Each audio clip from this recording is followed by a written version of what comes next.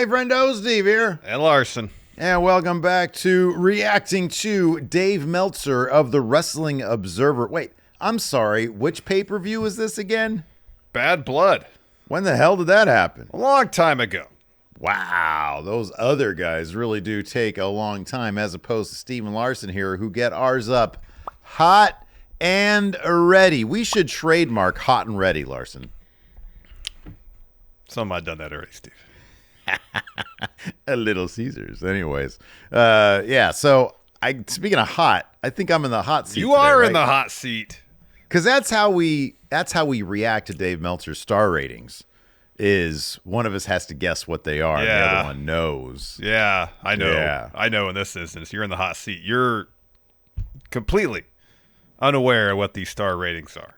Oh, I know why you're cool as a cucumber today, because you get AEW's Wrestle Dream next time. Here's the thing. There's more matches. But there's more opportunities for me to make double a fool the of matches. myself. More opportunities for me to make a fool of myself. That's the issue. I get 10 cracks at it, and I get one right. I look like an asshole. You get 2 of 5. You look like you know what you're doing. So don't even try to pull that shit. Oppenheimer level genius, Larson. Me? Oh, I've never heard that before. No, I'm saying me if I get 2 of 5. Yeah. No, not I. Not I. Oh boy. Yeah. Are you ready? Look, and I will say this. I will say this before we get started here. I am very proud of myself, giving myself a pat on the back, because I didn't spoil shit from it. The only thing I got spoiled for myself as it pertains to the Wrestling Observer newsletter is apparently The Rock has told WWE that he's not going to be there for WrestleMania 41. We'll talk about that later. Let's get into this. This is about star ratings. I think you're going to say the same thing I'm thinking too. Yeah. Anyways. Yeah. We'll start with the first match. Or do you want to save the first match? You want to build up to the anticipation of what he gives. You know what? Let's give CM Punk that pay-per-view main event. Let's do Hell in a Cell last, Larson. All right, I'm going to do it backwards. The main event is going to be first. First match is going to be last. So let's start out with Cody Rhodes and Roman Reigns defeating Bad Bloodline, Jacob Fatu, Solo Sikoa at about almost 26 minutes. Steve, put your ones up for your tribal chief. Roman Reigns. I'm putting up, I got the title right there, 1,316 Roman Reigns. I just said your tribal chief. You always make such a production of the whole thing. Anyways, this is what Dave had to say. The preface. There's write-ups for all these matches. There was not a ton of editorializing.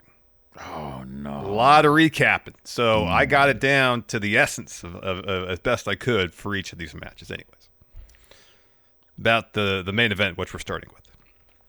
It was slow early, and Reigns tagged in with Sikoa earlier than I thought. Reigns was lighter and more muscular than he's been in his entire WWE run.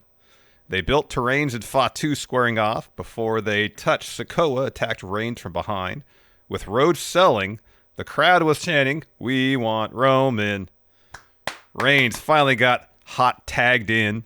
And Sikoa went for the Samoan spike, but Reigns used the crucifix and then hit a Superman punch on Sikoa for a near fall. They were still protecting Fatu from near falls from Reigns for the most part. A masked man took out Tonga and Loa, and unmasked is Jimmy Uso. Reigns then pinned Sikoa after a spear. Reigns and Jimmy hugged and made up. Reigns made it clear to Rhodes that now he wants his title match. Reigns and Uso left together. Tonga, Loa, and Sikoa were beating on Rhodes. Jimmy wanted to save, but Reigns didn't want to.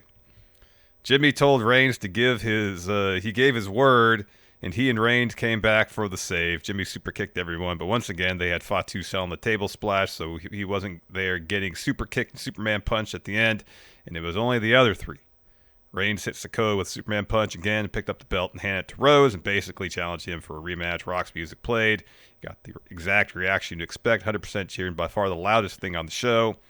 Came out with the People's Belt while the announcers plugged UFC 307 coming up as the show went off the air. What did Dave give this match? Oh, my God. Sorry, not a lot of work with. I even went up. I even scrolled up to the show breakdown, like in a macro sense. Not a lot there either. All right, well, let me ask you this. Compared to the rest of, at least you can tell me this.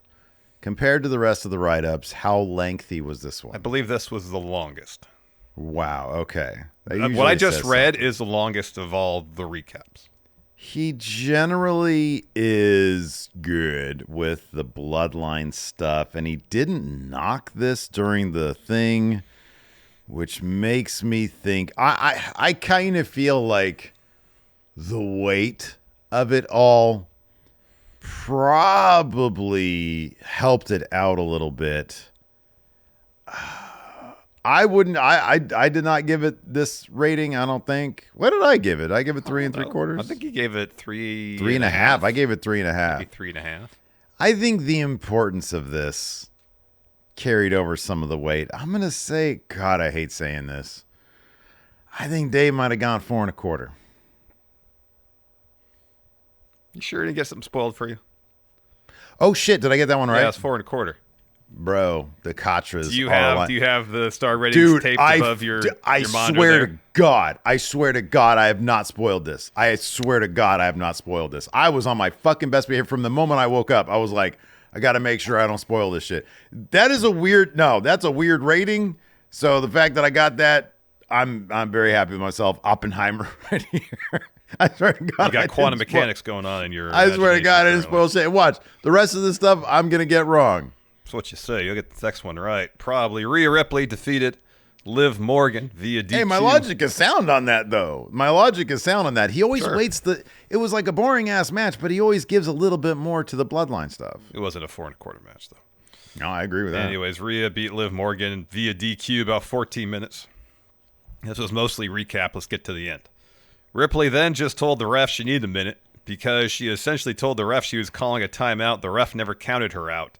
This was preposterous, but inconsistent count-out rules are part of many promotions, but the nature of her basically telling the ref to pause in the middle of a title match was ridiculous. Raquel Rodriguez came out, attacked Ripley, and choke-slammed her for the DQ and put Morgan on top. The fans booed the finish a lot. Otherwise, It was all recap of moves. Okay. How lengthy was this? I mean, it recapped the match. Okay. It wasn't as long as the Hell in a Cell or the main event. All right. Boy, oh boy. He doesn't like when crowds crap on matches. He doesn't, like you, he wants some logic to the rules, which clearly he was not a fan of here. The only question is, did he go above or below 2 stars? He does like Rhea Ripley. Man. But he recapped a lot of it, which usually means that he's paying attention. He's kind of into it. Oh, boy. There's no way he went. Oh, God. I'm going to say this match was kind of a mess towards the finish. Dang. I'm going to say he went 2.25. 2 stars. Wow. Okay. Yeah, I wasn't gonna go down that low. I was waffling between 2.5 and 2.25. Okay. All right. Well, I got close. All right. Next. Damien Priest defeated Finn Balor about 13 minutes. What Dave had to say. Balor did a sling blade on the floor. Again, not a lot of editorializing here. Balor came off the ropes into a punch that sounded great. Priest hits the Razor's Edge for a near fall. Priest pounded him over the announcer's table and gave him Razor's Edge on the apron. Carlito and JD came out. Balor got a chair, but Priest kicked the chair in his face and then took out Carlito and McDonough. Balor hit a GTR and a coup de grace to the back. He went for a second coup de grace, but Priest moved and Priest got the pin after a South to Heaven choke slam. That's all you get. Gee willikers. The only editorializing is that one of Damian Priest's punches sounded great. Yeah. I mean, he didn't dump on it. The crowd was whatever for this match. It was a whatever match. I'm going to say he gave it a whatever score. I'm going to say 3.25. There you go, on the board again. I think 2-5. Oppenheimer wins again. I think that's what we gave it.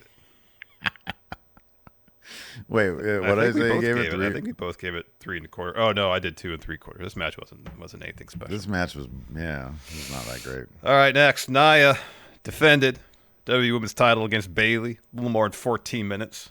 Thus wrote Meltzer. This match had a lot of ideas to do something unexpected, but a lot of stuff didn't look good. The first botch He doesn't spot. like it if it doesn't look good. The first botch spot was to repeat the spot they got the biggest pop in their prior match, where Bayley pulled Jax off the top rope to powerbomb her. But the shock was that Jax was then to do a Hurricane Rana. The move was botched, but Bayley still went flying like she was selling it. Worse, they showed it on the replay to make it even more clear how botched it was. The positive is that the modern WWE crowd is so into it that they don't react negatively even for a second on botched spots, and thus don't kill the match momentum. Bayley was on the top rope, but Stratton threw the briefcase at her. Bayley caught it, but Jax used a Samoan drop off the middle rope and Annihilator for the pin. What did Dave give this match? Wow. Mixed bag of nuts there.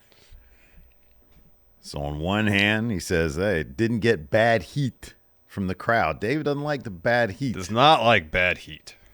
On the other hand, he acknowledges that it probably should have gotten bad heat. But us WWE fans, we're so smart that we appreciate A for effort. We appreciate effort points. That's what he's saying, that we're the smart-ass. Fucking A. I don't know what he gave this match, man. I mean, it sounds like he kind of appreciated some amount of creativity, so I don't think he scored a less than 2. I'm going to say he went, fuck it, he went 2.5. 1 3/4. Fucking what? Wow, dang, Dave. I know. Gee willikers, man. They were out there trying. Yeah, apparently he doesn't appreciate effort and creativity that much. Steve. No effort points. No effort points. No effort points. It's all about execution for Dave Meltzer. All right. All right, main event for our guest Meltzer star ratings here. Of course, CM Punk defeating Drew McIntyre, Hell in a Cell. The match went about a half hour. Tell me he editorialized something here. Well, I'll read and you can put it together. That's what Dave wrote. Michael Cole said this wouldn't be a 5-star classic. 5-star. Yeah, in the first sentence, he references himself. Yeah. 5-star match was a term Vince McMahon had banned from television for decades. The crowd cheered Punk, of course, but they really didn't boo McIntyre. But they were very into the match. It was very clear they were into the violence, tables, and big moves and drama above the face versus heel dynamic. This was a point where Punk hit McIntyre with a toolbox and he was bleeding like crazy. The finish saw Punk put a chain around his knee, put a bunch of beads in McIntyre's mouth, gave him a chain-assisted GTS for the pin. Punk sold exhaustion to where he collapsed a couple of times going to the back and needed help to get to the back. The goal was to put together a Hell in a Cell match worthy of what they felt it was designed to be, and they accomplished it. You get one sentence of definitive editorializing here. Yeah, no, I think that's good. That's good. Man. I'm going to say this. I know what rating that I think he gave it. I feel like he would be more effusive if he gave it 5 stars. I think this. I forget exactly what I gave it, You but gave it 5.5. I gave it 5.5. Yeah, this is a fucking awesome match. I don't think Dave went there though, because for him to give a WWE match 5 stars, it's got to be. You can really tell in his description. I'm going to say he came close, though. I'm going to say he gave it 4 3/4. So you think he's in alignment with me, because that's what I gave the match, 4 3/4. I think your kachas are aligned, yeah. Oh, Steve. Oh, no. He gave it 5 stars. What? Hey, that makes me happy. I'm cool with that. That's good. I love that. That's cool. That's good. Yeah, I'll be honest. I'm actually kind of proud of myself for not going on Twitter and spoiling this shit, because I guarantee you one scroll of that, I'm sorry, I'm just saying that would have been spoiled. Yeah, it was all because over one the place. scroll on the Twitter feed and it would be there. It would totally be there. Yeah, it always is. It always is. He gave it 5. Good. Okay, He did, right on. But yeah, not the recap, and even the write up before talking about the show as a whole. Pretty much no, superlatives about this match. I guess 5-star in WWE these days, just another day, like they're killing it on all cylinders right now. Dominant wrestling company, biggest gate of all time again. So that's great for them. Just everything is working perfectly right now for WWE. I think, That's some bullshit. But yeah, wow, 5 stars. Okay, good. All right, 5 stars, hey, said Dave. 2 out of 5. 2 out of 5. That's what we said beforehand. You're gonna get 2 out of 5. 2 out of 5.